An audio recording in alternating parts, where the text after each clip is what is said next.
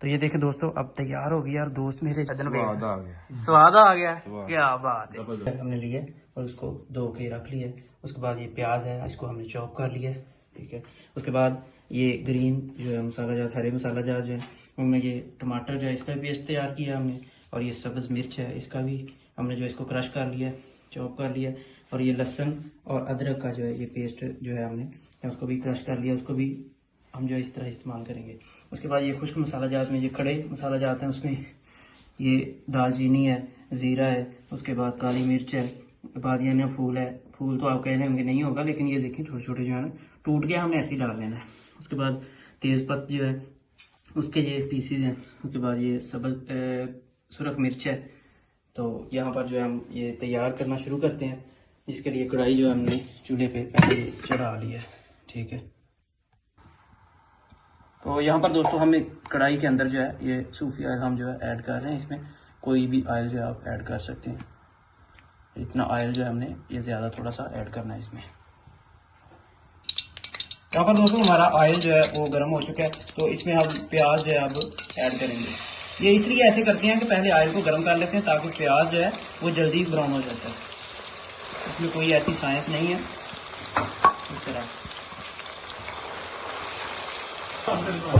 یہاں پر دوستوں یہ دیکھیں ہمارا پیاز فرائی ہو رہا ہے. اس کو اچھی طرح ہم نے براؤن کرنا ہے. یہ پیاز ہم نے اس لیے زیادہ ڈالا تاکہ اس کی گریوی جو ہے نا وہ زیادہ بن سکے اچھی گریوی ہو. یہ نہ ہو کہ بس گوشت کی بوٹیاں ہی ہوں تو اس کی گریوی بہت اچھی جو ہے وہ تیار ہوگی.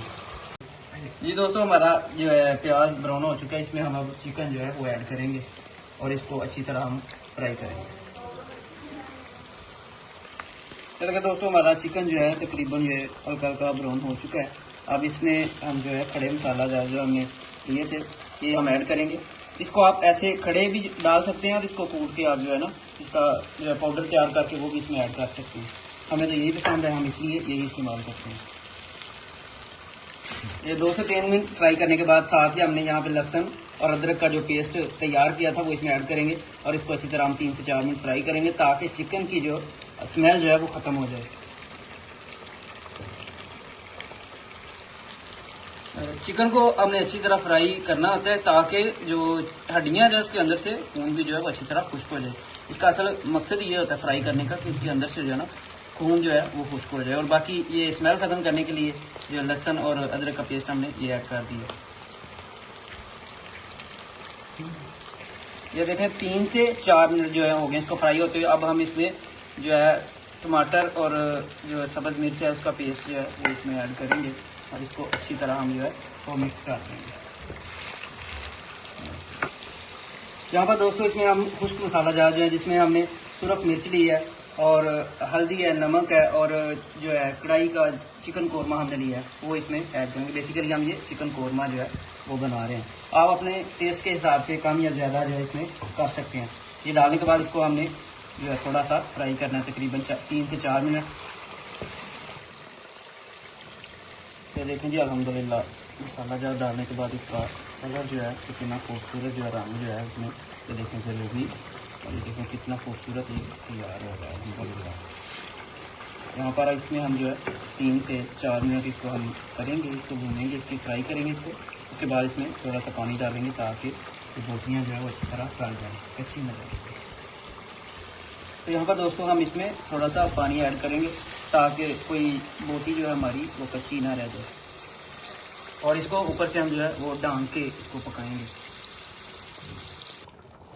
تو یہاں پر دوستوں ہم نے اس میں پانی ایڈ کرنے کے بعد اس کو ہم نے اچھی طرح یہ مکس کر لیا اور اب ہم اس کو اوپر سے ڈھانک کے جو ہے نا تقریباً 7 سے 8 منٹ سے 10 منٹ تک ہم اسے پکائیں گے تاکہ بوٹیاں جو اچھی طرح گل.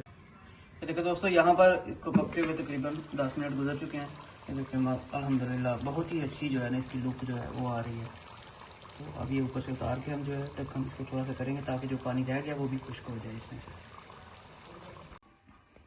تو یہ دیکھیں دوستوں ہماری جو ہے کڑھائی چکن کڑھائی ہماری تیار ہو چکی ہے. آپ کو ڈش آؤٹ جو ہے وہ کر کے دکھاتے ہیں. یہ دیکھیں جی الحمدللہ بہت ہی اچھی جو ہے وہ ساس گریوی اور بوٹیاں بھی اچھی طرح لگ تو رہی ہیں کہ وہ گل گئی ہوں گی.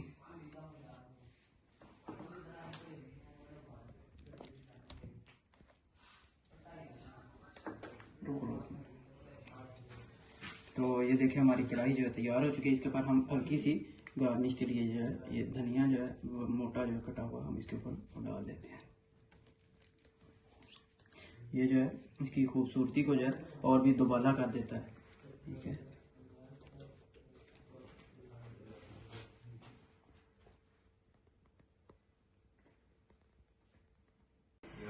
تو یہ دیکھیں دوستو اب تیار ہو گیا اور دوست میرے جو ہیں ادھر بیٹھے ہوئے ہیں اس کو کھانے کے لیے تیار ہیں.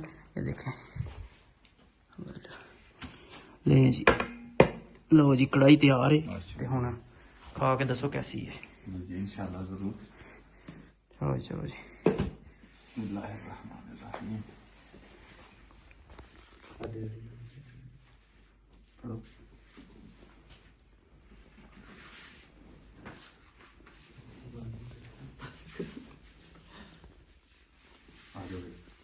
بسم اللہ پڑھو.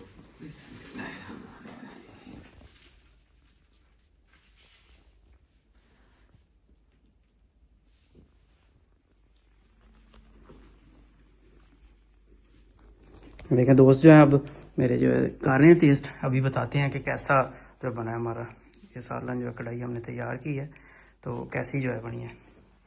واقعی مزہ آ گیا. مزہ آ گیا. بہترین زبردست. ہاں جی تلا بہت مزہ آیا. بولو بھی کچھ اس طرح نہیں.